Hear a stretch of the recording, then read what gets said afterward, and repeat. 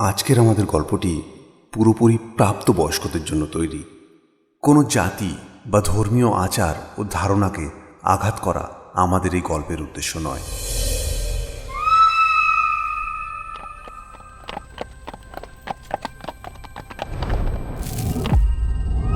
Kill him right now!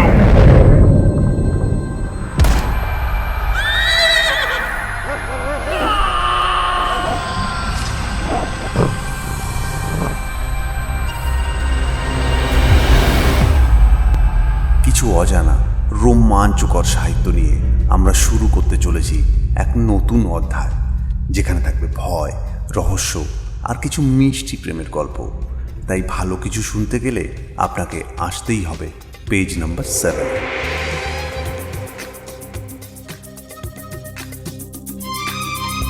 আজকের আমাদের নিবেদন সঙ্গিনী।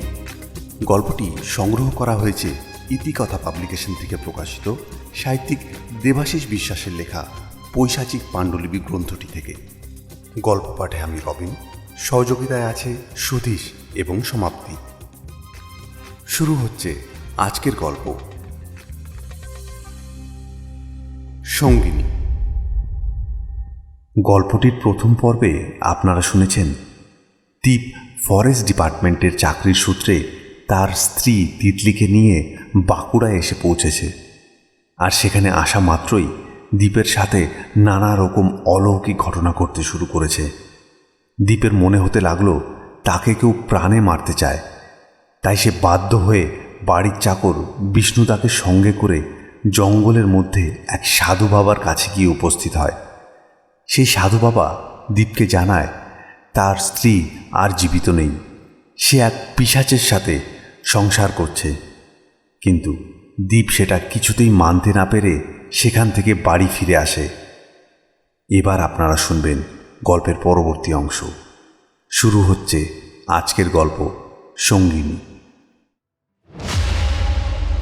দীপ কলকাতা শহরের একটা মধ্যবিত্ত ঘরের ছেলে। বয়স সবে 30 পেরিয়েছে। তিতলি খুব প্রাণচঞ্চল মেয়ে, সবসময় হাসি খুশি থাকতে সে ভালোবাসে। দীপ প্রথমবার তার বন্ধু রাজেশের বিয়েতে তিতলিকে দেখতে পায়। দীপের সবে মাত্র 1 বছর হয়েছে ফরেস্ট ডিপার্টমেন্টে চাকরি জয়েন করে। এর মধ্যেই ট্রান্সফার এসে হাজির। ওর বাড়ি ছেড়ে জঙ্গলে থাকতে হবে না, একদম না, এখানে থাকবেন। ভালো রান্না করেছো তুমি বিষ্ণুদা, মনে হচ্ছে সব আমি একাই খাইনি। আদার নামলে আর তোমরা বাড়ির বাইরে যাবে না কিন্তু। ঘরের আলো কম হওয়া সত্ত্বেও তার উন্মুক্ত উজ্জ্বল পিঠের ভাঁজ স্পষ্ট বুঝতে পারল সে।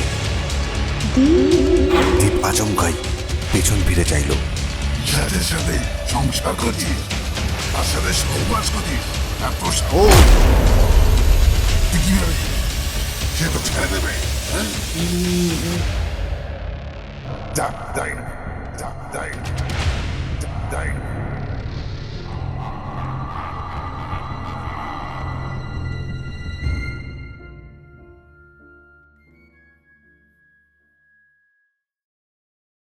লোকটি কথাগুলো বলতে বলতে সেই ভগ্নপ্রায় মন্দিরের ভেতরে চলে গিয়ে নিমেষের মধ্যেই চোখের আড়াল হয়ে গেল। দীপ বিষ্ণুদার সাথে বাড়ি ফিরে এলো ঠিকই, কিন্তু সে আর আগের মতো রইল না। তার মনে অজস্র প্রশ্ন ভিড় করতে লাগলো। দুপুর গড়িয়ে সন্ধে নেমে এসেছে। বেশ কয়েক ঘন্টা আগে দীপ বাড়ি ফিরেছে, কিন্তু সে এখনও স্বাভাবিক হতে পারেনি। সেই লোকটির কথাগুলো যেন তাকে তাড়া করে বেড়াচ্ছে। দীপ বাড়ি ফেরার পর থেকেই তিতলিকে নিজের চোখের আড়াল হতে দেয়নি, কিন্তু এখনও অবধি সে তার মধ্যে কিছু অস্বাভাবিক দেখতে পায়নি। যতই সময় এগিয়ে চলেছে ততই সেই লোকটির উপর দীপ বিশ্বাস হারাতে শুরু করেছে, যদিও সে কখনোই মন থেকে তার কথাগুলো মেনে নেয়নি। গ্রামের লোকেরা ঠিকই বলে, পাগল কথাকার, যা খুশি তাই বলবে আর ভাববে আমি তাই বিশ্বাস করে নেব। হ্যাঁ, আমার বউ নাকি মারা গেছে, যত সব ভণ্ড লোকজন আমার কপাল ধরে নাকি সব জেনে নিয়েছে। এই একা একা কার সাথে কথা বলছো তুমি? আরে না না, তেমন কিছু না, ওই অফিসের ব্যাপারে ভাবছিলাম। যা, আবার কারেন্টটা চলে গেল। ভালো লাগে না আর। ধ্যাত, এবার বসে থাকো এই অন্ধকারে। এই শোনো না, একটু মোমবাতিটা জ্বালো না। দেখো ড্রেসিং টেবিলের ওপরেই রাখা আছে মনে হয়। কিছু সময়ের মধ্যেই একটা দেশলাই জ্বালার শব্দের সঙ্গে সঙ্গে মোমবাতিটা জ্বলে উঠল, আর নিমেষের মধ্যেই অন্ধকার ভেদ করে মৃদু আলো ঘরটির মধ্যে ছেয়ে গেল। এতক্ষণে দীপের চোখ মোমবাতির আলোর উপর এসে পড়ল, আর ঠিক তখনই ড্রেসিং টেবিলের আয়নাতে সে দেখতে পেল এক অবাক করা দৃশ্য। প্রথমে তো সে বিশ্বাসই করতে পারেনি তার নিজের চোখের উপর। আয়নার বাইরে তিতলি দাঁড়িয়ে তার চুলে হাত বোলাচ্ছে, আর ঠিক আয়নার ভেতরে অন্য একটি মেয়ে সেই একই কাজ করছে। সেও তার চুলের উপর হাত বোলাচ্ছে। এই মেয়েটিকে সে কোনোদিন কোথাও দেখেনি। তার গায়ের রং চাপা, মাথা ভরা ঘন কালো চুল, কপালে সাদা আর লাল রঙের দাগ কাটা, নাকের নিচে একটা গোল নথ ঝুলছে তার। দীপের ভালো করে বোঝবার আগেই নিমেষের মধ্যেই সেই অচেনা মেয়েটি আবার কোথায় যেন হারিয়ে গেল তিতলির শরীরের মধ্যে। পুরো ব্যাপারটা এত কম সময়ের ব্যবধানে ঘটল যে দীপ শুধু নির্বাক হয়েই রইল। আর তখনই তার মনে পড়ল সেই তান্ত্রিকের কথা। তোর বউ আর জীবিত নেই, সে মারা যে বহু আগে। এখন তোর বউয়ের শরীরে যে আছে সে এক পিশাচী। দীপের শরীর ক্রমশ ঠান্ডা হয়ে এলো। মোমবাতির আলো ছাপিয়ে ঘরটা যেন আরও অন্ধকার হতে লাগলো। সে যে দৃশ্য দেখছে তার মানে সে কিছুতেই বুঝে উঠতে পারছে না। ভয়, দুশ্চিন্তা, উন্মাদনা সব একসাথে কাজ করছে এখন তার মধ্যে। সে শুধু হতভম্বের মতো তার জায়গাতেই বসে রইল। কি হলো? কি দেখছো ভাবে আমাকে? তিতলি আয়নার মধ্যে দিয়ে দীপের দিকে তাকিয়ে প্রশ্ন করল। এই তো তোমাকেই দেখছিলাম। ও তাই বুঝি? তো কি দেখতে পেলে আমার মধ্যে? তুমি অনেক পাল্টে গেছো। তিতলি এবার দীপের দিকে ঘুরে দাঁড়িয়েছে। কিছুটা তার শারীরিক ভাষা পরিবর্তন করে সে দীপকে জিজ্ঞাসা করল, আচ্ছা, তা কি পাল্টে গেছে আমার মধ্যে? আমি না আমার শরীরটা? এই বলেই তিতলি তার পরনের লাল সাদা শাড়িটার আঁচল তার কাঁধ থেকে নামিয়ে দিল।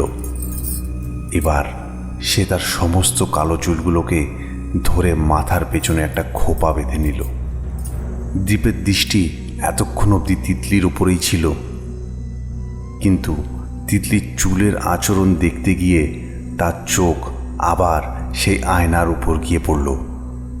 এবার সে দেখল হঠাৎই সেই আয়নার দৃশ্য আবার বদলে গেছে। সেখানে তিতলি দাঁড়িয়ে নেই, আছে সেই অন্য মেয়েটি যাকে সে একটু আগেই এই আয়নার ভেতরেই দেখেছিল। তিতলির উজ্জ্বল গায়ের রং বদলে কেমন তামাটে হয়ে গেছে সেই আয়নার মধ্যে, কিন্তু আয়নার বাইরের তিতলি তো একই রকম আছে। তিতলি যা যা করে চলেছে আয়নার ভেতরে তার ভিন্ন প্রতিবিম্বটিও ঠিক একই রকম আচরণ করে চলেছে। এবার তিতলি তার শরীরকে তার পরনের কাপড় থেকে মুক্ত করতে লাগলো। তিতলির বিবস্ত্র শরীরে অভূতপূর্ব সৌন্দর্য দীপকে আকর্ষণ করতে লাগলো, কিন্তু আয়নার ওপারের দৃশ্য তার মনে ভয় আরও বাড়িয়ে দিল। তিতলির সেই প্রতিবিম্ব উলঙ্গ হয়ে এক অন্য নারীর রূপ নিয়ে দাঁড়িয়ে আছে। এবার তিতলি এবং সেই মেয়েটি দ্বীপের দিকে এগোতে শুরু করলো। প্রতিটা পদক্ষেপের সঙ্গে সঙ্গে দ্বীপের হৃদস্পন্দন আরও বেড়ে যেতে লাগলো। দ্বীপ স্পষ্ট দেখতে পারছে আয়নার ভেতর দিয়ে সেই মেয়েটিও ঠিক তার দিকেই এগিয়ে আসছে। এই মুহূর্তে দ্বীপের চিন্তা ভাবনা করার সব ক্ষমতা লোপ পেল। এই সময় তার কি করা উচিত, কি বলা উচিত সে কিছুই ভেবে উঠতে পারল না। দ্বীপ এতক্ষণ তার বিছানার ঠিক ডান পাশের কাঠের চেয়ারটিতে বসেছিল। সেখানে কয়েক মুহূর্তের মধ্যেই তিতলি এসে উপস্থিত হলো। দীপ কিছু করবার বা বলবার আগেই তিতলি তার 2 হাত দিয়ে দীপের গাল দুটো ধরে বলল, আমাকে বুঝি তোমার আর ভালো লাগে না? পুরনো হয়ে গেছি আমি, তাই না? এই না না, এরকম কিছু না। আমি জানি এটাই সত্যি, তাই তো তুমি আমাকে আর আগের মতো ভালোবাসো না। তুমি এসব কেন বলছো? আমি ঠিকই বলেছি। দেখো, আমি তোমার সামনে এভাবে দাঁড়িয়ে আছি আর তুমি পাথর হয়ে বসে আছো। ভাবো তাহলে কতটা পাল্টে গেছো তুমি। দীপের সামনে এমন এক মুহূর্ত এসে হাজির হয়েছে যে তার ভালোবাসা আর ভয় দুটো একই সঙ্গে তার সামনে দাঁড়িয়ে আছে। শোনা যায় ভালোবাসা নাকি অনেক কিছু ভুলিয়ে দিতে পারে। আজ এখানে সেটাই ঘটল। দীপের ভয় ক্রমশ হারিয়ে যেতে লাগলো তিতলির ভালোবাসার কাছে। তাই দীপ তিতলির বুকে তার মাথা লুকিয়ে তিতলিকে 2 হাত জড়িয়ে নিজের অনেক কাছে নিয়ে এলো। তুমি আমায় কোনোদিন ছেড়ে যাবে না, আমায় কথা দাও, বলো যাবে না। হ্যাঁ বাবা, আমি তোমাকে ছেড়ে কোথাও যাব না, আর যেখানেই যাব তোমাকে সঙ্গে করে নিয়ে যাব, ঠিক আছে?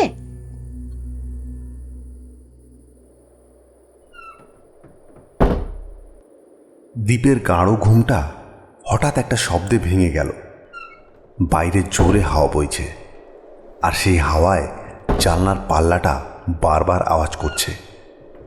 মনে হয় ঝড় উঠবে। চাঁদের আলোটা এখনো জানলা দিয়ে প্রবেশ করছে, মাঝে মাঝে সেটা মৃদু হয়ে যাচ্ছে মেঘের ছায়ায়। দীপ জানলাটি বন্ধ করবার জন্য বিছানাতে উঠে বসতে না বসতেই উপলব্ধি করল যে তিতলি বিছানাতে নেই। সে এই বিষয়ে না ভেবেই জানলাটার কাছে এসে দাঁড়ালো এবং বাইরে দেখতে লাগলো। হাওয়ার বেগ ক্রমশ বেড়েই চলেছে। চাঁদের আলোয় এখনো স্পষ্ট চারিদিক। ঘরের পেছনে পুকুরের জলে চাঁদের আলো পড়ে ঝলমল করছে। পুকুরের পাশ দিয়ে কয়েকটি তাল গাছ লম্বা হয়ে দাঁড়িয়ে আছে, আর তার পাতাগুলো হাওয়ায় দুলছে। এ কি? ওটা কি? হঠাৎ কিছু একটা দীপের দৃষ্টি আকর্ষণ করলো। দীপ অবাক হয়ে বাইরের দিকে তাকিয়ে আছে। সে যেন তার চোখের দৃষ্টিকে বিশ্বাসই করতে পারছে না। একটি মেয়ে তাল গাছ বেয়ে উপরে উঠছে। তার খোলা লম্বা চুল দমকা হাওয়ায় অগোছলাভাবে উড়ে চলেছে। তার পরনে লাল সাদা শাড়ি। মানুষ কখনো এইভাবে লাফিয়ে লাফিয়ে গাছে উঠতে পারে না। একে দীপ খুব ভালো করে চেনে। এ আর কেউ নয়, এ তো তিতলি। কিন্তু এত রাতে তিতলি বাইরে কি করছে, আর সে তাল গাছেই বা উঠছে কেন? দীপ নিজেকে আর আটকে রাখতে পারল না। তৎক্ষণাৎ সে দৌড়ে বাড়ির পেছনের দরজার কাছে চলে এলো। দরজায় হাত লাগাতেই সে বুঝতে পারল সেটা আগে থেকেই খোলা ছিল। নিশ্চয়ই তিতলি এই পথ দিয়েই বাইরে গেছে। যেই না সে দরজাটা পুরোপুরি ফাঁকা করে বাইরে বেরোবে, এক দমকা হাওয়া তার পথ আটকে দিল। এক রাশি ধুলো যেন তার সামনে দিয়ে উড়ে চলে গেল, আর তার কানে কানে কিছু বলে গেল। সেই তান্ত্রিক যেন তার পাশে এসে বলে গেল, শুধু দেখবি, কিছু করতে যাবি না, নইলে তা ফল ভালো হবে না কিন্তু। সেই তান্ত্রিকের বলে যাওয়া সব কথা বিদ্যুতের ঝলকের মতো দীপের মনে পড়তে লাগলো। তাই সে ওই দিব্যবাণীর উপর ভরসা করেই সেখানে দাঁড়িয়ে রইল। বাইরে ইতিমধ্যে হাওয়ার জোর অনেক বেড়েছে, তাই আকাশের মেঘের গতিবেগও বেড়েছে অনেক। চাঁদের আলো যেন লুকোচুরি খেলছে, কখনো আছে আর ঠিক তার পরের মুহূর্তেই আবার হারিয়ে যাচ্ছে। আলো আধারের খেলার মধ্যে দীপের দৃষ্টি তিতলিকে খুঁজে বেড়াচ্ছে, কারণ সেই তাল গাছে এখন আর কেউ নেই। তার চোখের দৃষ্টি তাল গাছের উপর থেকে নিচের দিকে নামতেই সে তিতলিকে খুঁজে পেল। সে এখন পুকুর ঘাটে সিঁড়ির উপর বসে আছে, আর তার হাতে আছে কয়েকটি বাবুই পাখির বাসা। এই বাসাগুলো তো তাল গাছের পাতায় ঝুলেছিল। দীপ সেটা জানে, সে আগেও দেখেছে তাল গাছে অনেক বাবুই পাখি বাসা বেঁধেছিল। কি করবে তিতলি এই বাবুই পাখির বাসা দিয়ে? দ্বীপের মাথায় এই প্রশ্ন সবে দানা বাঁধতে শুরু করেছে। ঠিক সেই সময় সে তার প্রশ্নের উত্তরও পেয়ে গেল। তিতলি সেই বাবুই পাখির বাসার ভেতরে হাত ঢুকিয়ে পাখিটিকে টেনে বার করে আনলো। বাবুই পাখির আর্তনাদ যেন দ্বীপের কান ভেদ করে প্রবেশ করলো। পাখিটি হয়তো বুঝেই গেছিল যে তার অন্তিম সময় চলে এসছে, কিন্তু এভাবে তাকে প্রাণ হারাতে হবে সেটা দ্বীপ কল্পনাও করতে পারেনি। তিতলি এক কামড়ে পাখিটির মাথা ছিঁড়ে ফেলল, আর সেটা সে অতি আনন্দে খেতে লাগলো। চাঁদের আলো যেন দ্বীপের চোখে আঙুল দিয়ে দেখিয়ে দিচ্ছে তিতলির অমানবিক আচরণকে। সে পাখিটিকে দুমড়ে মুচড়ে তার শরীরটিকে ছিন্ন ভিন্ন করে ছিঁড়ে খেতে লাগলো। তার ঠোঁটের পাশ দিয়ে পাখির রক্ত বেয়ে পড়ছে। তিতলির চোখ থেকে লাল আভা ঠিকরে বেরোচ্ছে। এবার জোরে হাওয়া ঝড়ে পরিণত হয়েছে। আকাশ থেকে চাঁদের আলো সম্পূর্ণ হারিয়ে গেছে।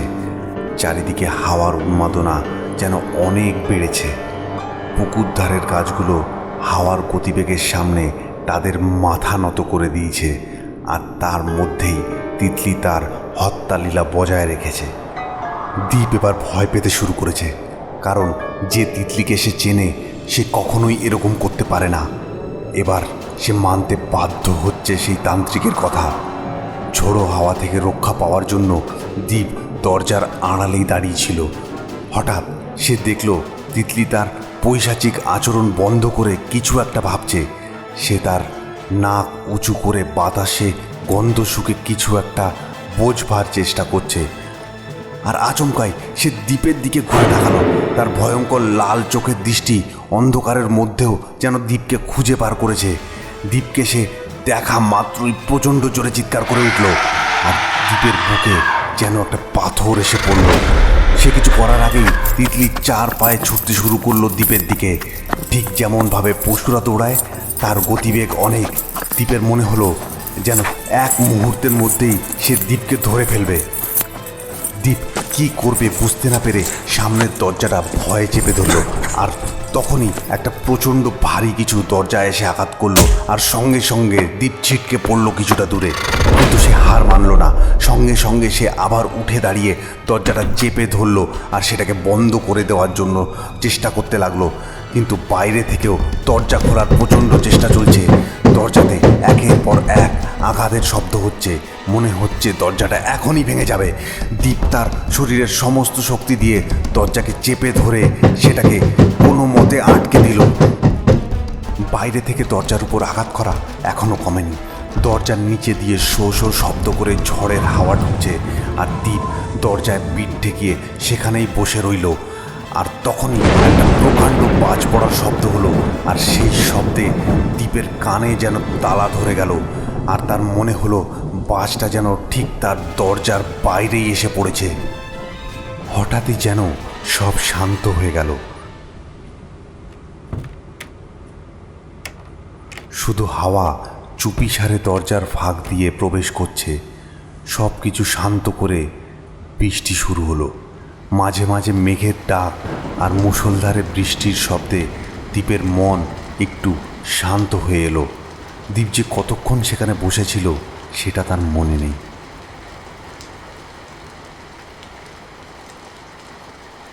বৃষ্টির রেশ এখনো কাটেনি।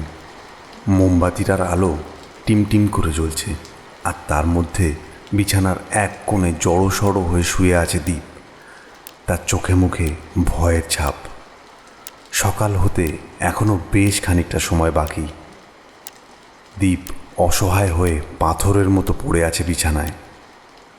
সে তার ভাগ্যের এই পরিহাসকে কিভাবে মেনে নেবে সেটাই বুঝে উঠতে পারছে না। সে যাকে তার নিজের থেকেও বেশি ভালোবেসেছে, আজ সেই তিতলি তার থেকে অনেক অনেক দূরে চলে গেছে। এখানে আসাটাই তার ভুল হয়েছে। সে তিতলির কথা ভেবে নিজেকে আর আটকে রাখতে পারল না। তার চোখ বেয়ে জলের ধারা নেমে এলো। সে তার ভালোবাসাকে আবার ফিরে পেতে চায়। কিন্তু সে জানে না কি করলে তিতলি আবার তার কাছে ফিরে আসবে। মোমবাতির আলোয় ঘরের ভেতর অন্য কারোর উপস্থিতি দীপ অনুভব করতে পারল। তিতলি ঘরে এসেছে, কিন্তু সে বাড়ির ভেতরে এলো কিভাবে? দীপ তো সব দরজা বন্ধ করে এসেছিল। দীপ যেন তিতলিকে দেখে আকাশ থেকে পড়ল। সে যে প্রচণ্ড ভয় পেয়েছে তাতে কোনো সন্দেহ নেই। তার দৃষ্টি তিতলিকে অনুসরণ করতে লাগলো। তিতলির গায়ের কাপড়টা এখন আর তার শরীরে নেই। লম্বা ভেজা চুল তার গায়ের সাথে জড়িয়ে আছে। সে একটা একটা করে শুকনো কাপড় পরতে শুরু করলো। তারপর সে তার আয়নার কাছে গিয়ে নিজের মুখটা ভালো করে দেখে নিল। হঠাৎ দীপ দেখল তিতলি এবার তার দিকেই তাকিয়ে আছে। দীপ স্বপ্নেও ভাবতে পারেনি সে কোনোদিন তিতলিকে দেখে এত ভয় পাবে। তার হৃদস্পন্দন যেন আর তার নিয়ন্ত্রণে নেই। সেটা জোরে জোরে শব্দ করে জানান দিচ্ছে যে তার পক্ষে আর এই ভয় চেপে রাখা সম্ভব নয়। তিতলি আস্তে আস্তে আরও কাছে চলে এসেছে। সে বিছানার উপরে উঠতে যাবে এমন সময় দীপ তিতলির দিকে পিঠ ফিরে শুয়ে পড়ল। দীপ বিছানায় তিতলির ভর অনুভব করছে। তিতলি আরও কাছে চলে এসেছে তার। দীপের শ্বাস প্রশ্বাস বন্ধ হয়ে এসেছে। তিতলি এখন ঠিক তার পাশে বসে আছে। দীপের কাছে এখন এক এক মুহূর্ত যেন কয়েক ঘন্টার সমান। দেখতে না পারলেও সে খুব ভালোভাবে বুঝতে পারছে তিতলি তার দিকেই তাকিয়ে আছে। মোমবাতির আলোয় তিতলির ছায়া দীপের গায়ের উপর দিয়ে গিয়ে দেওয়ালের উপর পড়েছে, আর দীপের নজর ঠিক সেখানেই আটকে আছে। তার শরীর থেকে অঝরে ঘাম ঝরছে। মাঝে মাঝে বিদ্যুতের ঝলকের মতো কিছু একটা তার বুকের ভেতরে আঘাত করে চলেছে। দেওয়ালে তিতলির ছায়া দেখে দীপ বুঝতে পারছে যে সেই ছায়ার হাত ক্রমশ এগিয়ে আসছে দীপের দিকে। নিজের ভয়ঙ্কর পরিণতির কথা ভেবে দীপ আর তার চোখ খুলে রাখতে পারল না। সে নিজের এই ভয়ঙ্কর পরিণতি চোখে দেখতে পারবে না।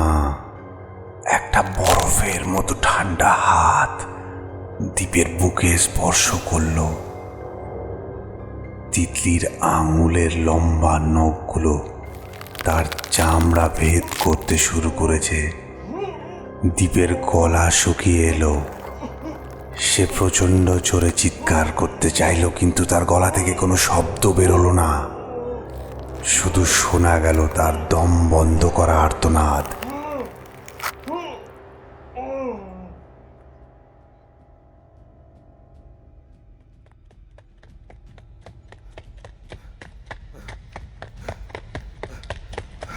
দুপাশের গাছগুলো তার পাশ দিয়ে দ্রুত বেগে সরে যাচ্ছে। সূর্যের আলো এখনো পুরোপুরি ফোটেনি, তবুও মৃদু আলোতে দ্বীপ জঙ্গলের ভেতর দিয়ে ছুটে চলেছে। কাল রাতে সে তার জ্ঞান হারিয়েছিল, আর সকালে জ্ঞান ফেরা মাত্রই সে বাড়ি ছেড়ে বেরিয়ে এসেছে সেই তান্ত্রিকের খোঁজে। অনেক দূর দৌড়ানোর পর দ্বীপ এবার হাঁপিয়ে উঠেছে। আর একটু দূরেই আছে সেই ভাঙা মন্দিরটা। দ্বীপ হাঁপাতে হাঁপাতে কোনো মতে সেই মন্দিরে এসে পৌঁছালো। বাবা, বাবা, কোথায় আপনি বাবা? দয়া করে একবার বাইরে আসুন, একটু বাইরে আসুন বাবা, একবারটি বাইরে আসুন, আমাকে বাঁচান আপনি বাবা।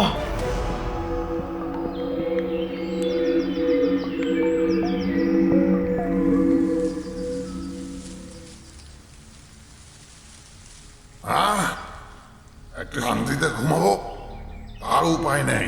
মন্দিরের ভেতর থেকে তান্ত্রিকের গলা শোনা গেল।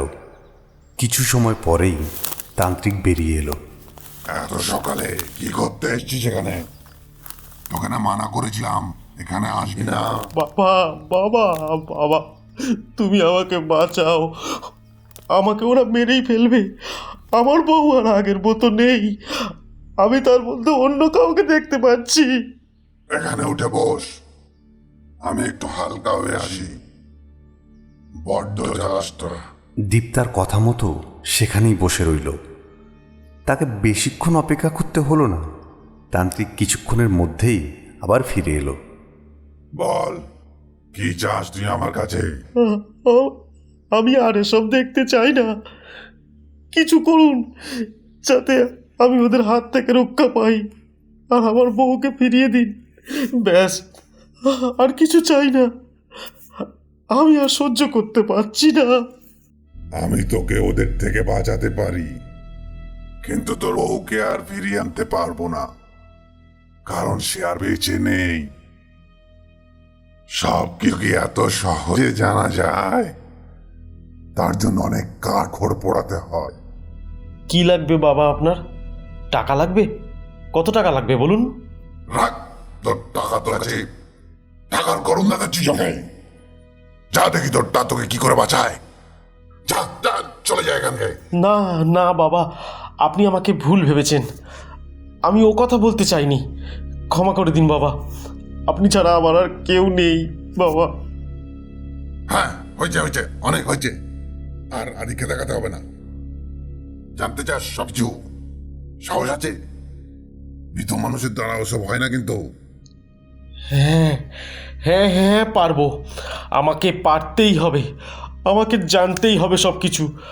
আপনি বলুন আমাকে কি করতে হবে। দেখ বাবু, ভয় পেয়ে আবার মরে টরে যাবি না তো। ঠিক আছে, মরে গেলে মরে যাব, কিন্তু পালিয়ে যাব না। তাহলে শোন, তোকে কি করতে হবে, এখন বাড়ি ফিরে যা, আর যেগুলো বলছি সেই সব কিছু নিয়ে আসবি। হ্যাঁ বাবা, বলুন বাবা, আমাকে কি আনতে হবে? তোর বউয়ের মাথার চুল লাগবে, বেশি আনার দরকার নেই, অল্প হলেই হবে। তোর বউয়ের কাপড় আর সাত দই, আর 1 গ্রাম কেরোসিন তেল আর এক কোদাল নিয়ে আসবি। সঙ্গে আগুন ধরানোর জন্য দেশলাই আনবি। যা এখন বলে যা এখান থেকে। পারলে ওই লোকটাকে নিয়ে আসিস যে তোকে আমার কাছে নিয়ে এসেছিল, কাজে লাগবে। সন্ধ্যের মধ্যে এখানে চলে আসবি। যা যা যা, এখন দূর হ এখান থেকে।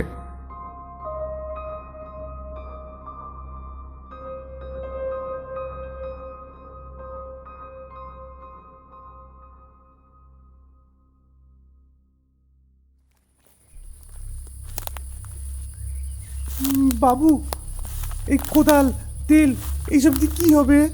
আমিও জানি না বিষ্ণুদা, ওই তান্ত্রিক বাবা নিয়ে যেতে বলেছেন। এ তো কিছুই না, আমি তো চুরি করে আমার বউয়ের শাড়ি, মাথার চুলও নিয়ে এসেছি। সন্ধ্যের ঠিক আগে আগেই দীপ আর বিষ্ণুদা পৌঁছে গেল সেই পোড়ো মন্দিরটির সামনে। ভেতরে চলে আয়। তান্ত্রিকের নির্দেশ মতো এই প্রথমবার তারা মন্দিরের ভেতরে প্রবেশ করল।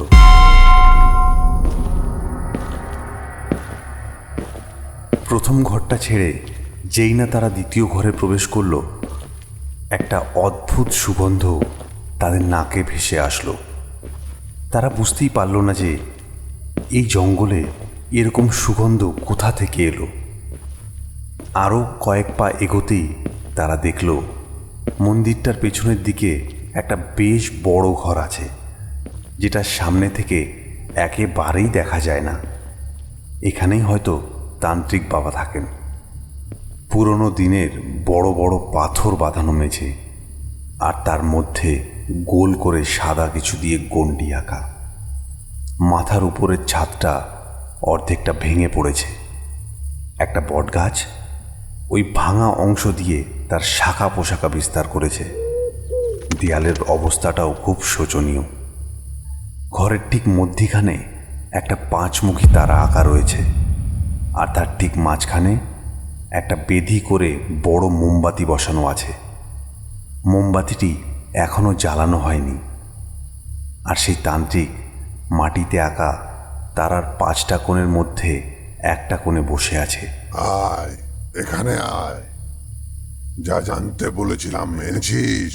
হ্যাঁ বাবা, সব এনেছি, এই তো দেখুন। ঠিক আছে, তেলের ডাম আর কোদালটা ওই সাদা গন্ডির বাইরে রাখ, আর এখানে এসে বস।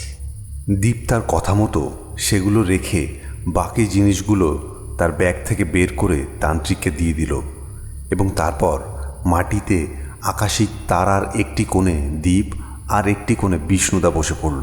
একটু পরেই পূর্ণিমা লাগবে, এই সময় সব কাজ করতে হবে। এখানেই বসে থাক, আমি গন্ডিটা মন্ত্রবদ্ধ করব। ইতিমধ্যে অন্ধকার নেমে এসেছে। তান্ত্রিক তার মধ্যেই ঘরের ভেতরে যে সাদা রঙের গণ্ডি আঁকা ছিল তার ভেতরে শুকনো খড়ি মাটি দিয়ে মন্ত্র পড়তে পড়তে কিছু লিখতে আরম্ভ করলো। পুরো গণ্ডিটা ঘুরে সে মন্ত্র বলা বন্ধ করে আবার নিজের জায়গায় এসে বসলো। এই গন্ডি কেটে দিলাম, ভুল করেও এর বাইরে যাবি না। যদি গেছো তো মরেছ। যতক্ষণ আমি না বলবো এই জায়গাতেই বসে থাকবি। অনেক কিছু দেখতে পারবি, কিন্তু ভয় পাবি না। এবার তান্ত্রিক সেই মোমবাতিটা জ্বালিয়ে দিল। এবার তোরা চোখ বন্ধ করে বসে থাক, আমি যখন বলবো তখন চোখ খুলবি। এই বলে তান্ত্রিক মন্ত্র জপ করতে শুরু করলো।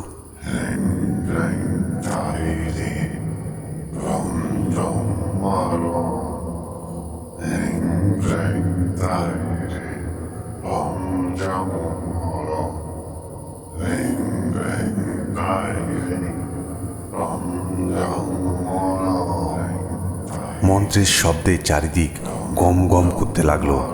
আশেপাশের বাতাস কেমন ভারী হয়ে আসছে। এতক্ষণ বাতাসে একটা মিষ্টি গন্ধ ছিল, কিন্তু আস্তে আস্তে ঘরটা একটা আষ্টে গন্ধে ভরে যাচ্ছে। মন্ত্রের আওয়াজের সাথে গন্ধের তীব্রতাও বেড়ে চলেছে। মোমবাতিটা শিখা টিম টিম করে জ্বলছে।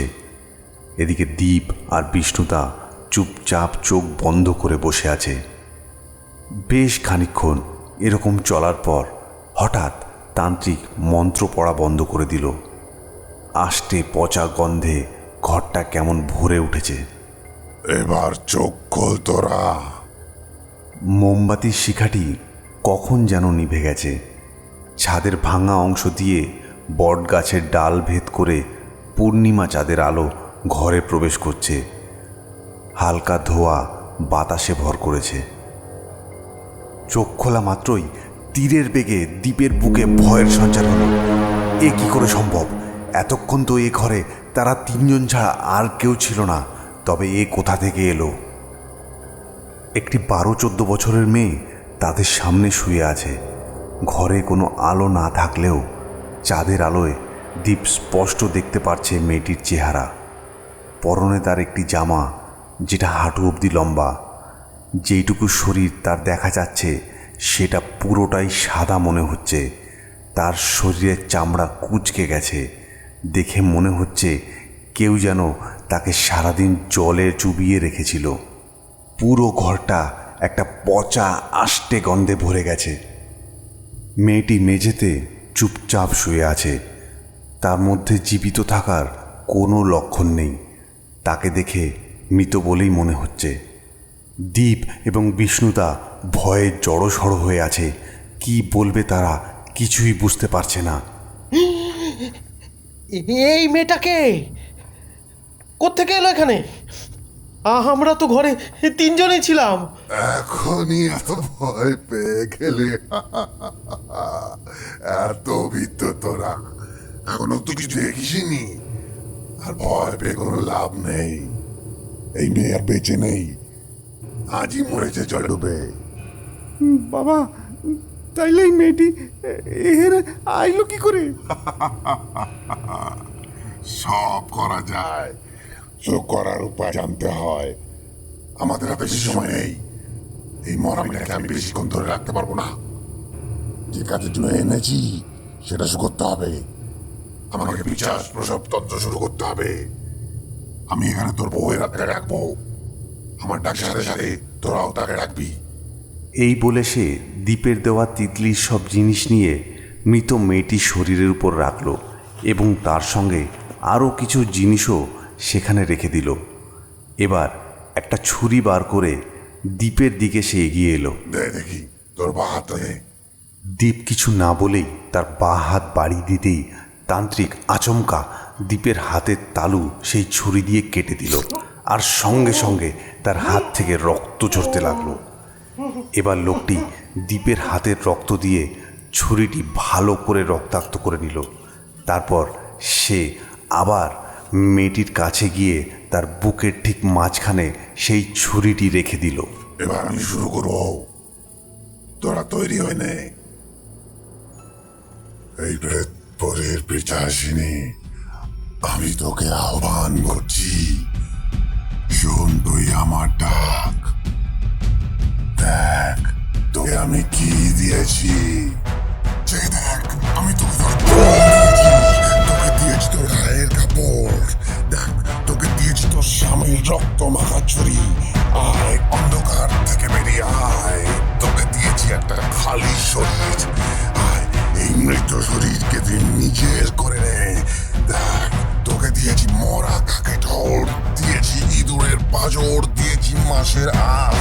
আয় তুই আয়, আয় আয় আয় তুই আয়, আয় আয় আয় আয় তুই আয়।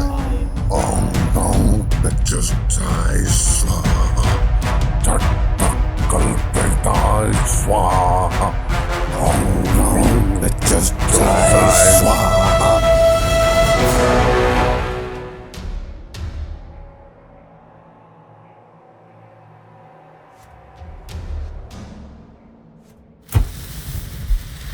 হঠাৎ নিভে যাওয়া মোমবাতিটি জ্বলে উঠল, কিন্তু তাতে জ্বলছে নীল রঙের শিখা। এরকম আলো দ্বীপ আজ অবধি কোথাও দেখেনি। ভাঙা ঘরটা কেমন যেন নীলচে আভায় ভরে গেছে। চারিপাশের জঙ্গল থেকে নানা রকম জন্তুর ডাক শোনা যাচ্ছে, সবাই যেন একসাথে চিৎকার করছে তারা।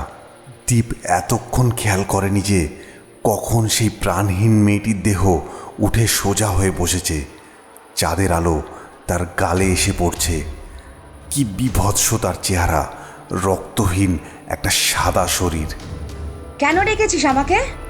আচমকা ঘরের নিস্তব্ধতা ভঙ্গ করে সেই মেয়েটি যেন গর্জন করে উঠল। মাগো, এ কি, এ তো কথা কইছে। চুপ কর, দেখছিস না সে এসছে। কেন এনেছিস তুই ওকে এখানে? আমি ওকে নিয়ে চলে যাব, তুই আমাকে আটকাতে পারবি না। সে তুই যা খুশি করে যা, তোকে আমি আটকাতে যাব না। আমি তো তোকে এখানে অন্য কারণে ডেকেছি। দ্বীপ চুপচাপ হয়ে মেয়েটির কথা শুনছিল। তার মুখের ভাষা যেন হারিয়ে গেছে। দ্বীপ বুঝতেই পারছে না সে কি করবে। এই মেয়েটিকে সে চেনে না, কিন্তু তার গলার আওয়াজ তার খুব ভালোভাবে চেনা। এই মরা মেয়েটির মধ্যে দিয়ে তিতলি কথা বলছে, এ অবিকল তিতলির গলার আওয়াজ। কে তুমি? তুমি তিতলির গলায় কেন কথা বলছো? এখনো বুঝতে পারোনি আমি কে? আমি তিতলি গো, তোমার তিতলি। তোমাকে এতবার দেখা দিলাম, তোমার নাম ধরে ডাকলাম, তুমি তাও আমাকে চিনতে পারোনি? এটা হতে পারে না, হতে পারে না এটা। তিতলি এখনো তো জীবিত। আর তুমি সে যে আমাকে এতদিন মেরে ফেলার চেষ্টা করেছিলে। না, আমি আর বেঁচে নেই। তোমার তিতলি আর বেঁচে নেই। আমি তোমাকে আমার সাথে নিয়ে যেতে এসেছিলাম।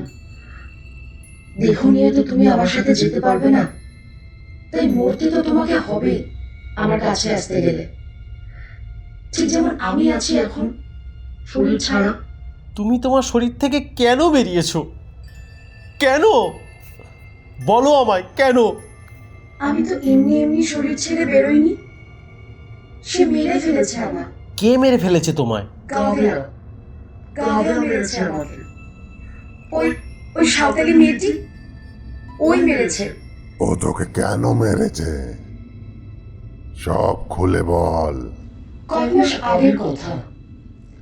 এই জঙ্গলের উত্তর পাশে যে গ্রামটা আছে, সেখানেই গাভিয়া থাকতো। সে ওখানকার গ্রাম পঞ্চায়েতের মেয়ে।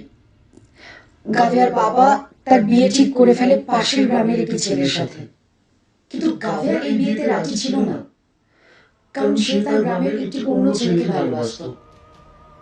গাভিয়ার বাবা তাকে জোর করে বিয়ে দিতে চাইলে সে তার ভালোবাসার মানুষের সাথে গ্রাম ছেড়ে পালিয়ে যায় আর বিয়ে করে নেয়। কিন্তু তারা বেশি দূর পালাতে পারেনি। যেদিন তারা বিয়ে করেছিল সেদিনই তারা ধরা পড়ে যায়। ওদের দুজনকে ধরে নিয়ে আসা হয় এই জঙ্গলে, আর তার বাবার আদেশে দুজনকে কুপিয়ে মেরে ফেলা হয়। ওদের মধ্যে কেউ ভালোবাসা করে বিয়ে করে না, করতে দেওয়া হয় না। গাভিয়া মারা গেলেও তার মনের আকাঙ্ক্ষা মারা যায়নি। ভালোবাসার রাত তার জীবনে কোনো দিন আসেনি। তাই সে আমাকে মেরে আমার মধ্যে দিয়ে দ্বীপের কাছ থেকে ভালোবাসা পেতে চেয়েছিল, আর সে করেছেও তাই। আমার থেকে আমার দ্বীপকে এসে কেড়ে নিয়েছে। না, আমি এটা হতে দিতে পারি না।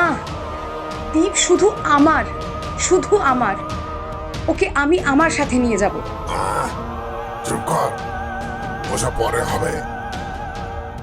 আগে তুই বল, ওই মেয়েকে কোথায় মেরে পুঁতে রেখেছিস? এই জঙ্গলই পুঁতে রেখেছে ওকে, এখান থেকে কিছুটা দূরে। চল চল, তুই আমাদের নিয়ে চল ওখানে, দেরি করিস না। তিতলি, তিতলি, তিতলি, তুমি পারো না আবার নিজের শরীরে ফিরে যেতে? তুমি আবার আমার কাছে ফিরে এসো, তুমি ফিরে এসো তিতলি। না, আমি সেটা করতে পারবো না। মরার পর আর কেউ নিজের শরীরে ফিরে যেতে পারে না, সেটা সম্ভব না। আমি চাইলেও তো পারবো না, কেউ পারে না। এসব কথা থাক, এখন চল, আর দেরি করা যাবে না। আজ রাতেই যা করার করতে হবে। মৃত মেয়েটিকে সঙ্গে করে তারা রওনা দিল গাভেয়ার কবরের উদ্দেশ্যে। সঙ্গে তারা রেখেছে কেরোসিন তেলের একটি ড্রাম আর একটা কোদাল। একটা মৃত শরীর তাদের পথ দেখিয়ে নিয়ে যেতে লাগলো, কিন্তু কোনো নির্দিষ্ট রাস্তা ছাড়াই তারা জঙ্গলের ঝোপ ঝাড়ের মধ্যে দিয়ে এগিয়ে চলল। চাঁদের আলো তাদের চলার পথ কিছুটা হলেও আলোকিত করেছে। প্রথমে রয়েছে সেই মৃত মেয়েটি, তারপর সেই তান্ত্রিক, এবং তার পেছনে রয়েছে দ্বীপ, এবং শেষে বিষ্ণুদা হেঁটে চলেছে। সারা রাস্তা ধরে তান্ত্রিক যেন কি একটা মন্ত্র বিড়বিড় করে আওড়ে চলেছে। অনেক দূর থেকে নানা ধরনের শব্দ ভেসে আসছে। সেগুলো যে সব জন্তু জানোয়ারদের আওয়াজ তেমনটা ঠিক মনে হয় না। দ্বীপের খেয়াল নেই তারা ঠিক কতক্ষণ ধরে এভাবে হেঁটে চলেছিল। সারি সারি লম্বা গাছ পেরিয়ে মৃত মেয়েটি হঠাৎ দাঁড়িয়ে পড়ল, আর সঙ্গে সঙ্গে তান্ত্রিকের হাতের ইশারায় বাকিরাও থমকে দাঁড়ালো। মেয়েটি কিছু সময় স্থির দাঁড়িয়ে থেকে তার ডান হাত তুলে দূরে কিছু একটা দেখাতে চাইল। তারপরেই হঠাৎ মেয়েটি মাটিতে পড়ে গেল। কি হলো, কি হলো, কি কি হলো, কি হলো, কি হলো? ও পড়ে গেল নাকি? দীপ মেয়েটির কাছে গিয়ে তাকে ডাকতে যাবে। ওকে ছেড়ে দে ওখানেই, ওর কাজ শেষ হয়ে গেছে, চলে গেছে ওখান থেকে। কোহানে গেছে বাবা? ওসব তোদের জেনে লাভ নেই। ওই যে ওই উঁচু টিপা দেখছিস, ওর নিচেই আছে সেই লাশ। মাটি থেকে কিছুটা উঁচু একটা ঢিপি, তার উপরে বাকি জঙ্গলের গাছের মতো কোনো বড় গাছ নেই। আছে কিছু ছোট বড় ঘাস আর কিছু লতা পাতা। প্রথমে তান্ত্রিক সেই ঢিপির কাছে এসে দাঁড়ালো, আর তারপর বাকিরাও তাকে অনুসরণ করলো। নাই, এবার কাজে লেগে পড়, জায়গাটা খুঁড়ে ফেল। ওর ভেতরে যে কঙ্কাল আছে ওকে আগুনে পুড়িয়ে ফেলতে হবে, তবেই হবে আসল কাজ। যতই বাধা আসুক তোদের এটা করতেই হবে, যে কই হোক করতে হবে, তাহলেই তোরা বাঁচবি। ভয় পাবি নে, আমি তো আছি। নে শুরু কর। বিষ্ণুদা, কোদালটা আমায় দাও। দ্বীপ মাটি খোঁড়া শুরু করলো। এ কাজ অনেক পরিশ্রমের, তবুও দ্বীপের মধ্যে যেন এক অজানা শক্তি কাজ করে চলেছে। হয়তো তার দুঃখ আর রাগের গভীরতাটাই এর জন্য দায়ী। তিতলিকে হারানোর দুঃখ, আর তিতলিকে যে মেরে ফেলেছে এটা তারই কবর। কবর খোঁড়া চলতে লাগলো।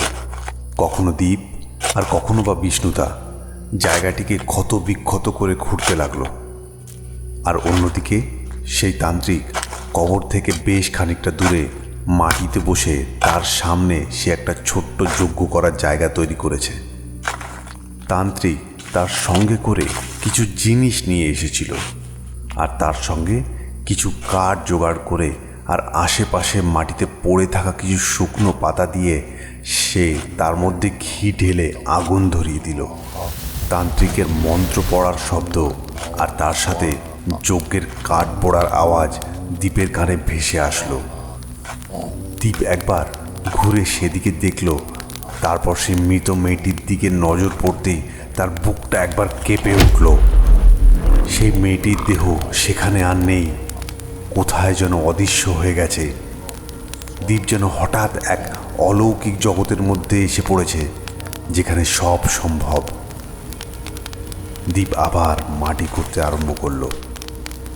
এতক্ষণে কিছুটা গর্ত তারা করে ফেলেছে, কিন্তু এখনো তারা কোনো কিছুই খুঁজে পায়নি।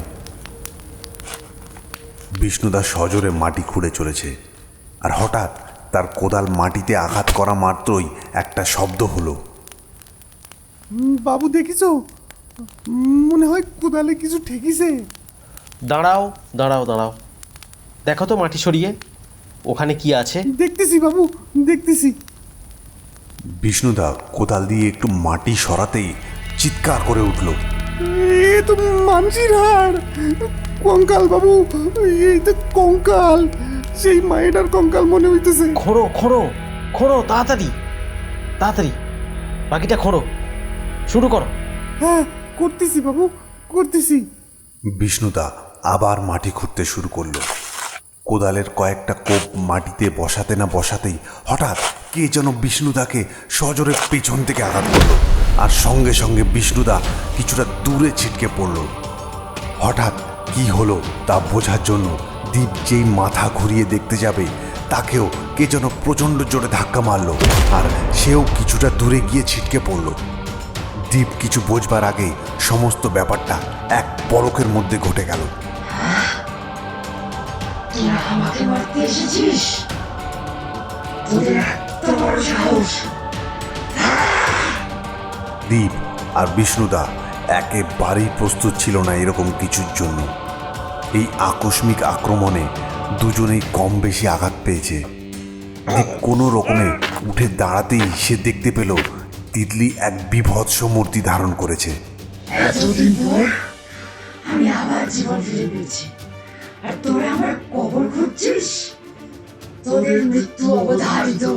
তিতলি, তিতলি, তুমি এসব কি বলছো?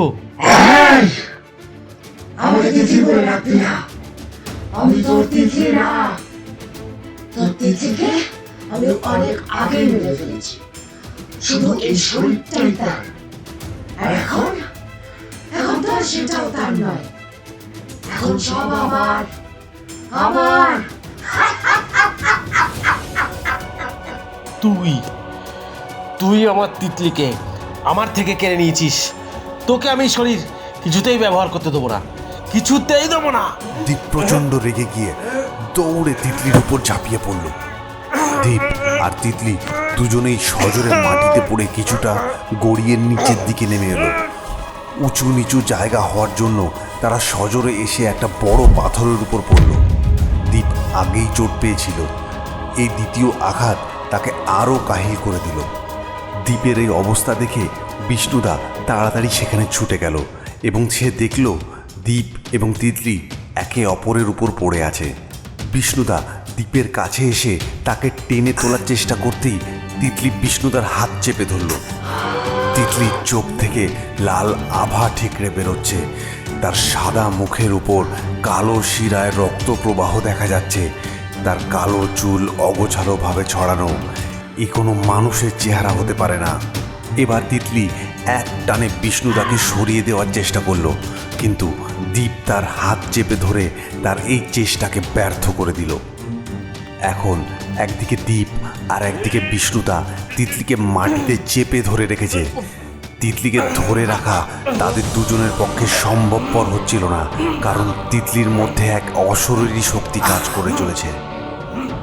হঠাৎ তিতলি একটা হুঙ্কার দিয়ে দীপ আর বিষ্ণুদাকে ছিটকে ফেলে দিল এবং মাটি থেকে উঠেই লাফিয়ে পড়ল দীপের উপর। দীপ নিজেকে বাঁচানোর জন্য আপ্রাণ চেষ্টা করছে। তিতলি দীপের বুকের উপর বসে তার গলা টিপে ধরেছে। দীপ তার দু হাত দিয়ে তিতলির হাতকে সরানোর চেষ্টা করছে, কিন্তু সে সেটা কিছুতেই করতে পারছে না, কারণ মানুষের এত শক্তি হতে পারে না। দীপ তার শরীরের সমস্ত শক্তি দিয়েও তিতলির হাতকে তার গলা থেকে সরাতে পারছে না। দীপ বাঁচার জন্য ছটফট করতে লাগলো, ক্রমশ তার শ্বাস বন্ধ হয়ে আসছে।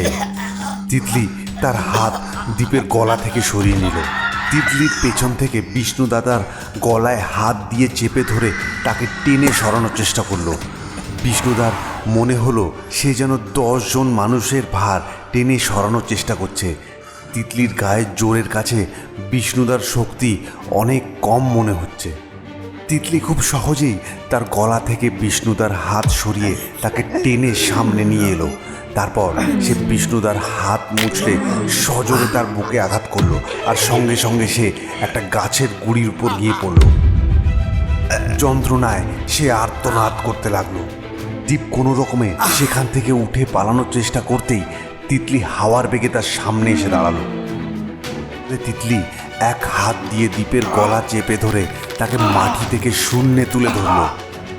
দীপ নিজেকে বাঁচানোর জন্য প্রাণপণ চেষ্টা করতে লাগলো, কিন্তু তার সব চেষ্টা ব্যর্থ করে তিতলি তার অশরীরী আক্রমণ বজায় রাখল। দীপের নিঃশ্বাস বন্ধ হয়ে আসছে, তার মাথা ঘুরছে, শরীর নিস্তেজ হয়ে পড়ছে। বাঁচার শেষ চেষ্টা করাটাও তার পক্ষে অসম্ভব মনে হচ্ছে।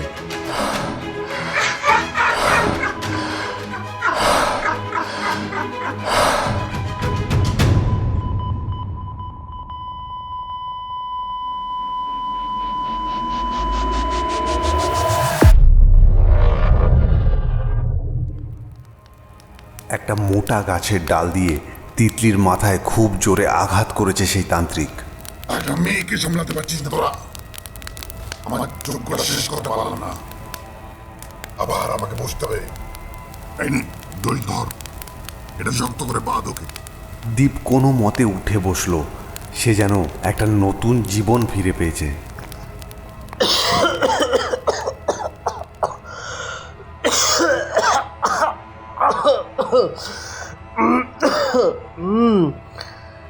বিষ্ণুদা, ও বিষ্ণুদা, বিষ্ণুদা কোথায় গেলে?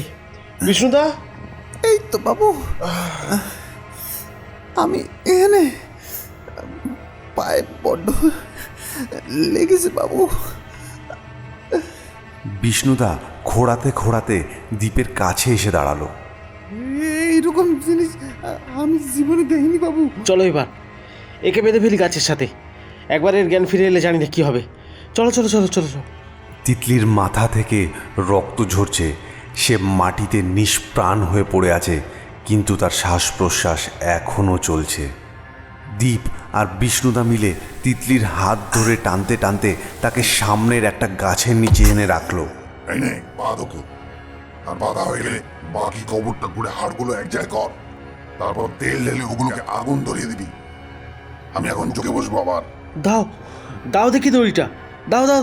দীপ তিতলিকে গাছের সামনে বসিয়ে তার হাত দুটো গাছের পেছনের দিকে দড়ি দিয়ে খুব শক্ত করে বেঁধে দিল। এত শক্ত করে বাঁধা সত্ত্বেও তিতলির মধ্যে কোনো রকম উত্তেজনা দেখা গেল না। তার মাথা খুলতে পারবে না। নিচের দিকে ঝুঁকে আছে। সে চলো এবার মৃত বাকি শরীরের কাজটা করে মতো ফেলি। পড়ে আছে। চলো চলো। দুজনে আবার কবর খোঁড়ার কাজে লেগে পড়ল। বেশিরভাগ মাটি তারা খুঁড়েই ফেলেছিল, আর অল্প কিছু হয়তো বাকি। এদিকে তান্ত্রিক আবার যজ্ঞের আগুনে ঘি দিয়ে মন্ত্র পড়তে শুরু করেছে। আশেপাশের পড়ে থাকা গাছের ডাল দিয়ে সে আগুন আরও জোরালো করেছে। মাঝে মাঝে আগুনের ফুলকি উঠছে, আর সেই আলোয় চারিদিকের পরিবেশ আরও ঘন ও গভীর মনে হচ্ছে। মাটি খুঁড়ে তারা একের পর এক হাড় জড়ো করতে লাগলো এক জায়গায়। দীপ বা বিষ্ণুদা কখনোই ভাবেনি যে তারা কোনো দিন কবর খুঁড়ে মৃত শরীরের হাড় বার করবে। বিষ্ণুদা, তেলের ড্রামটা দাও, দাও, তেলের ড্রামটা দাও। এই এই নাও বাবু। দীপ ড্রাম খুলে তেল দিয়ে সব হাড়গুলোকে ভেজাতে লাগলো। অন্যদিকে তিতলি এখনও সেভাবেই মাথা নিচু করে বসে আছে। রক্তে চুলগুলো ভিজে একে অপরের সাথে জড়িয়ে গেছে। কানের পাশ দিয়ে রক্তের ধারা গড়িয়ে গাল বেয়ে ফোঁটা ফোঁটা মাটিতে ঝরে পড়ছে। তার নিঃশ্বাসের আওয়াজ শোনা যাচ্ছে। তিতলির চোখের পাতা হালকা খুলে গেল। চোখটার ভেতরটা কালো হয়ে আছে। মাথাটা হালকা নড়ে উঠল তার। সে হাত দুটো টেনে খোলার চেষ্টা করছে, কিন্তু সে বুঝতে পারল তার হাত বাঁধা রয়েছে। সে তার মাথাটা সোজা করার চেষ্টা করলো। রক্তে ভেজা চুলগুলো তার দু কানের পাশ দিয়ে গায়ের উপর নেমে এসেছে। সে দেখতে পেল দীপ হাড়ের স্তূপের উপরে তেল ঢালছে। সেটা দেখা মাত্রই তিতলি আবার উগ্রমূর্তি ধারণ করলো। একটু জোর লাগাতে সেই দড়ির বাঁধন অনায়াসেই ছিঁড়ে ফেলল সে। ছেঁড়া দড়ির অংশ ফেলে দিয়ে সে তার হাত আকাশের দিকে তুলে কাউকে আহ্বান করতে লাগলো। হঠাৎ তার পা মাটি থেকে একটু একটু করে উপরে উঠতে লাগলো, আর কোথা থেকে একটা দমকা হাওয়া এসে তার চুলগুলোকে শূন্যে ওড়াতে লাগলো। আচমকাই জঙ্গলের চারিদিক থেকে উড়ন্ত নীল আলোর ধারা ছুটে এসে তার শরীরের মধ্যে মিলিয়ে গেল। তিতলির এক বিভৎস আর্তনাদে কেঁপে উঠল চারিদিক। তান্ত্রিক এই দৃশ্য দেখা মাত্রই তার মন্ত্র পড়ার গতি আরও বাড়িয়ে আগুনে ঘি ঢালতে শুরু করলো। দীপ ততক্ষণে তেল ঢেলে হাড়ের স্তূপটাকে ভিজিয়ে ফেলেছে। ঠিক যখন সে তার পকেট থেকে দেশলাই বের করতে যাবে, হঠাৎই সে দেখল তিতলির বিভৎস ভয়ঙ্কর রূপ শূন্য থেকে খুব দ্রুত বেগে নেমে এসে দাঁড়ালো মাটিতে। তার পা মাটি স্পর্শ করা মাত্রই তাকে কেন্দ্র করে মাটির মধ্যে চারিদিকে একটা ঢেউ বয়ে গেল। সেই ভয়ঙ্কর দানবরূপী তিতলি এবার একটা চিৎকার করে উঠল। এটা শুধু চিৎকার ছিল না, এ ছিল তার ভয়াবহ শক্তির প্রদর্শন। তার আওয়াজের তীব্র শক্তি চারিদিকে সমস্ত কিছু উড়িয়ে নিয়ে যেতে লাগলো। ছিটকে পড়লো অনেক দূরে। কঙ্কালের হাড়গুলো ওই গর্তের মধ্যেই এলোমেলো হয়ে ছড়িয়ে পড়ল। এদিকে যজ্ঞের আগুন সেই হাওয়ার দাপটে নিভে গেল, আর সেই তান্ত্রিক ছিটকে গিয়ে পড়ল কিছুটা দূরে। তিতলির শারীরিক ভাষা অনেক বদলে গেছে। এ যেন কয়েকশো দানব তার মধ্যে ভর করেছে। দীপ কোনো রকমে উঠে দাঁড়িয়ে তার পাশে পড়ে থাকা একটা মোটা গাছের ডাল হাতে তুলে নিল। সে ধীরে ধীরে তিতলির দিকে এগিয়ে যাচ্ছে, কিন্তু তার মধ্যে এখন কোনো ভয়ের লেশ মাত্র নেই। সে যেন লড়তে যাচ্ছে তার জীবনের শেষ লড়াই। তিতলিও দীপকে লক্ষ্য করে তার দিকেই এগিয়ে চলেছে। দীপ আরও কাছে এসে গেছে। তিতলির কিছু করার আগেই দীপ দৌড়ে এসে তার হাতের লাঠিটা দিয়ে সজোরে তিতলির মাথার ডান দিকে আঘাত করলো। কিন্তু অদ্ভুত, তিতলির কিচ্ছু হলো না সেই আঘাতে। দীপের লাঠিটা টুকরো টুকরো হয়ে ভেঙে পড়ল চারিদিকে। তিতলি এবার ভাঙা লাঠির অংশের দিকে তাকিয়ে তারপর দীপের দিকে রেগে সজোরে তার বুকে পা দিয়ে আঘাত করলো। সঙ্গে সঙ্গে দীপ গিয়ে ধাক্কা খেলো দূরের একটা বড় গাছে। না, আর ওঠা সম্ভব নয় তার পক্ষে। তার শরীরের সমস্ত অঙ্গের শক্তি যেন শেষ হয়ে এসেছে। তিতলি আবার এগিয়ে যাচ্ছে দ্বীপের দিকে। সঙ্গে সঙ্গে সে ঘুরে দাঁড়িয়ে দেখে তান্ত্রিক তার সামনে দাঁড়িয়ে আছে। তান্ত্রিক তার হাতে এক ঘটি মন্ত্রপুত জল নিয়ে দাঁড়িয়ে আছে।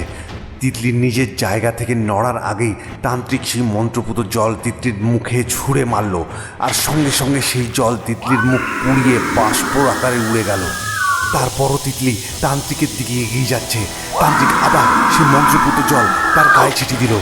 প্রতিবারই জল ছেটানোর সাথে সাথে তিতলির শরীর জ্বলে উঠতে লাগলো। তিতলি সেভাবেই যন্ত্রণায় চিৎকার করতে করতে এগিয়ে যাচ্ছে সেই তান্ত্রিকের দিকে। তিতলি তার শরীরের এই অসহ্য যন্ত্রণাকে উপেক্ষা করে তান্ত্রিকের সামনে এসে তার গলা হাত দিয়ে টিপে ধরল। তার হাত ছাড়ানোর অনেক চেষ্টা করেও তান্ত্রিক কিছু করে উঠতে পারল না। এবার তিতলি সেভাবেই তান্ত্রিকের গলা ধরে তাকে শূন্যে তুলে ধরল। তান্ত্রিক ব্যথায় যন্ত্রণায় ছটফট করতে লাগলো। তাও সে কষ্ট করে তার কোমরে গুজে রাখা শুকনো গাছের ডাল বের করে সজোরে গেঁথে দিল তিতলির গলায়। সঙ্গে সঙ্গে তিতলি তান্ত্রিককে ছেড়ে দিল। তার গলা দিয়ে রক্তের ধারা ঝরে পড়ছে, কিন্তু এর পরেও তিতলির মধ্যে কোনো রকম পরিবর্তন দেখা গেল না, বরং তার রাগ যেন আরও বেড়ে গেল।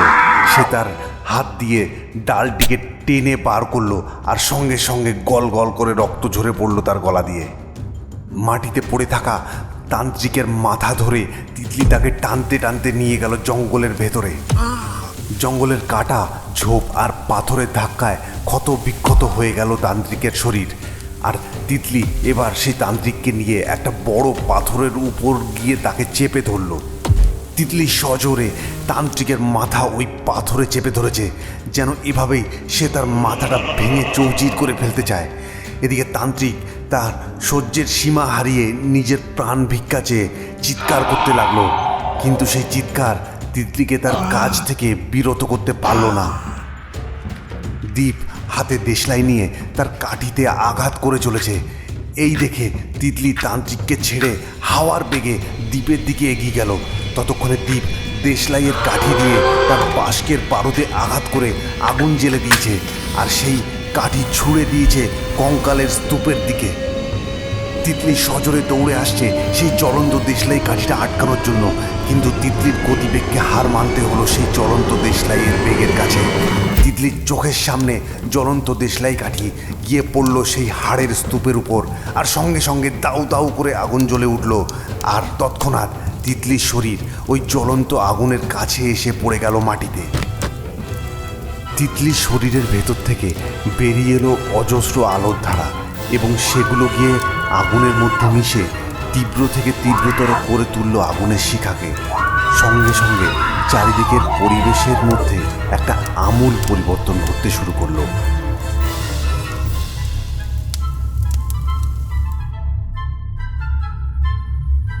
হঠাৎই মৃদু হাওয়া জঙ্গলের সেই প্রাণহীন দম বন্ধ করা পরিবেশকে কাটিয়ে দিতে শুরু করলো। এতক্ষণে দীপের খেয়াল হলো যে সে তার নিজের প্রাণের চেয়েও প্রিয় তিতলির সাথে সারা রাত লড়াই করেছে, কিন্তু এখন হঠাৎ তিতলিকে হারানোর খেয়ালে ভেঙে পড়ল দীপ। তিতলির পড়ে থাকা শরীরটাকে সে কোলে নিয়ে কান্নায় ফেটে পড়ল। তার চোখের বাঁধ মানতেই চাইছে না।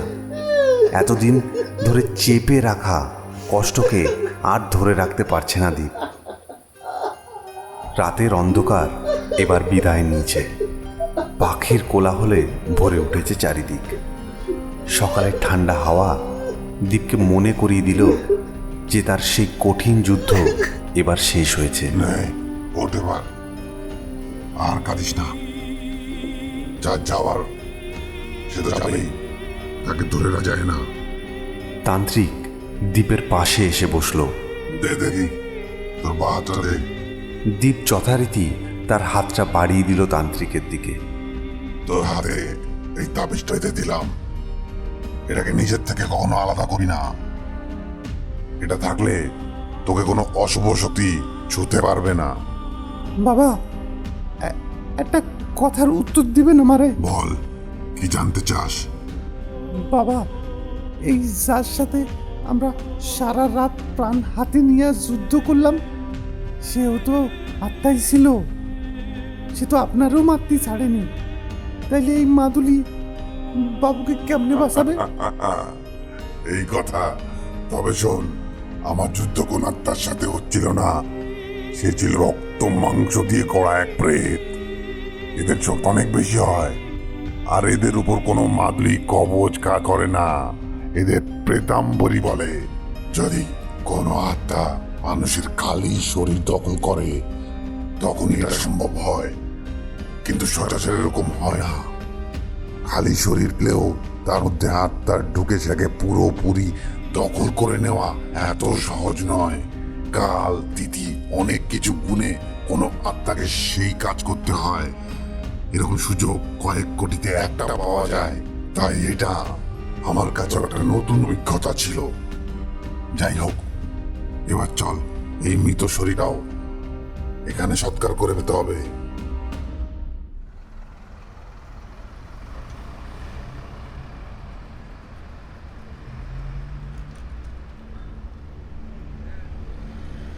দীপ কলকাতার বাড়িতে নিজের ঘরে চেয়ারে বসে আছে, আর সে টেবিলের উপর রাখা তিতলির ছবির উপর হাতের আঙুল দিয়ে স্পর্শ করছে। হঠাৎ সে কি যেন ভেবে তার হাতের বেঁধে রাখা তাবিজটা তিতলির ফটোর সামনে খুলে রাখল। তারপর চোখ বন্ধ করে চেয়ারে বসেই কিছু ভাবতে লাগলো। আচমকা সে শুনতে পেল ঠিক তার কানের কাছে কে যেন তার নাম ধরে ডাকছে। দীপ, দীপ।